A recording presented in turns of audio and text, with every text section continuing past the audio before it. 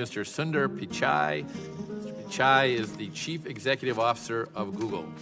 Chairman Goodluck, Ranking Member Nadler, distinguished members of the committee, thank you for the opportunity to be here today. More than 90% of all internet searches take place on Google or its subsidiary, YouTube, and they are curating what we see. Google has long faced criticism for manipulating search results to censor conservatives. Conservative individuals and organizations have had their pro-Trump content tagged as hate speech or had their content reduced in search results.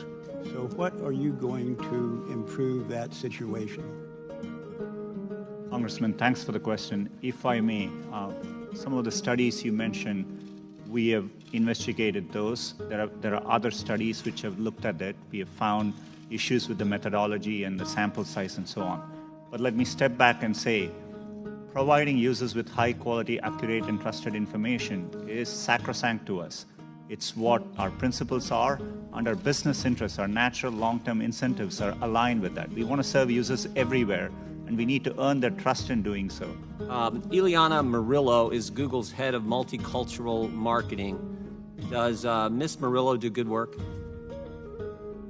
I'm not directly familiar with her work, but she's an employee of Google, and we are proud of our employees. Your head of multicultural marketing said you were pushing to get out the Latino vote, paying for a ride to the polls for the Latino vote, only in key states, and you're saying that's not accurate. Yes, that's right.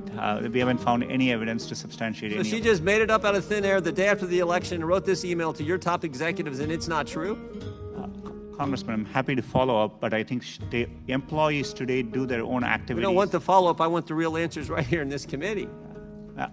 As I said earlier, we have looked into it. We didn't find. Did you push to get out the key vote? And I would say the two most populous states for Latinos would be California and Texas. Did you push to get out the Latino vote and pay for people to go to the polls in California and Texas? We as a company didn't have any effort to push out votes for any particular demographic. That would be against our principles. We participate in the civic process in a nonpartisan way, and we think it's really important we do it that way. I have an iPhone, and if I move from here and go over there and sit with my Democrat friends, which will make them real nervous, does Google track my movement? Does Google, through this phone, know that I have moved here and moved over to the left? It's either yes or no. Not by default. There may be a Google service which you've opted in to use, and if... So Google knows that I am moving over there. It's not a trick question. You know, you make $100 million a year, you ought to be able to answer that question. Does Google know through this phone that I am moving over there and sit next to Mr. Johnson, which would make him real nervous? It's his question. It's yes or no. I wouldn't be able to answer without looking at... You can't say yes or no. Without knowing more details, sir. I have a concern concerning China. In 2010, Google left the Chinese marketplace due to concerns over hacking attacks, censorship, and how the Chinese government was possibly gaining access to data. I'm interested in what has changed since 2010 and how working with the Chinese government to censor research results are part of Google's core values. Do you understand my question? Congressman, right now there are no plans for us to launch a search product in China. We are, in general, always looking to see how best. It's part of our core mission and our principles to try hard to provide users with information. We always have evidence based on every country we have operated in. Us reaching out and giving users to more information has a very positive impact, and we feel that calling. But right now there are no plans to launch in China. To the extent that we ever approach a decision like that, I will be fully transparent, including with policymakers here, and engage and consult widely. So anticipating what took place in 2016 happening again, and this is specifically regarding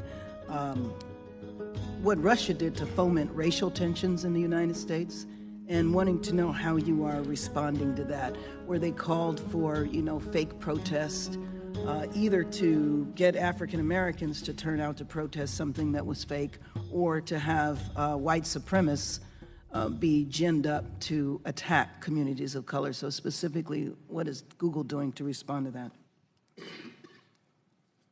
We mainly saw, with respect to Russia, limited improper activity on our ad platforms.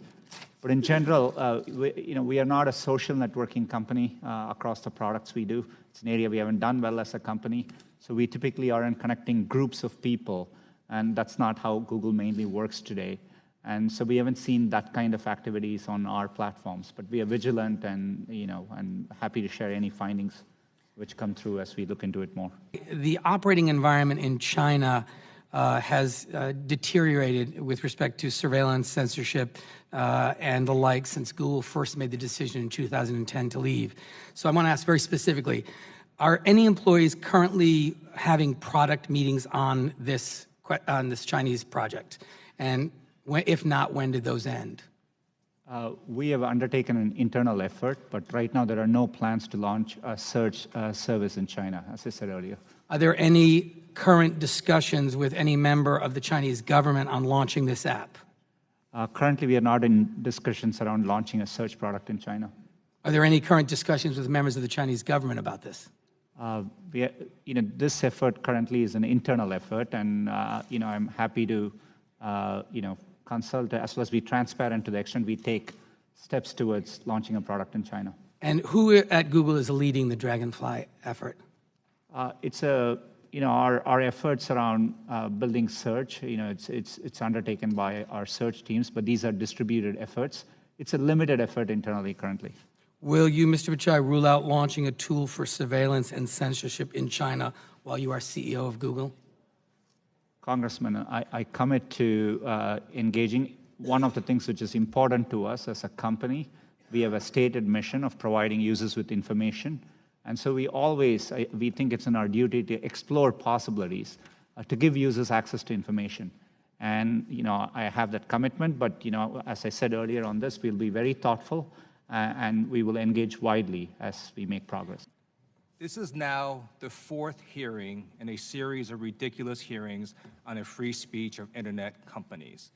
A significant portion of this hearing was a waste of time because the First Amendment protects private individuals and corporations' free speech rights. So I'm going to search for Congressman Steve King. I'm going to hit the News tab. First article that pops up is from ABC News.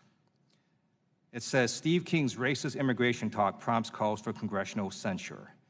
That's a negative article. But you don't have a group of people at Google sitting there thinking and trying to modify search results. Every time Steve King comes up, a negative article appears. That's not what's happening, right?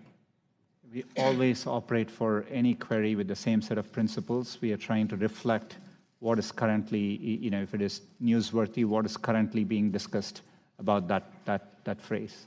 Thank you. So let me just conclude here by stating the obvious. If you want positive search results, do positive things. If you don't want negative search results, don't do negative things.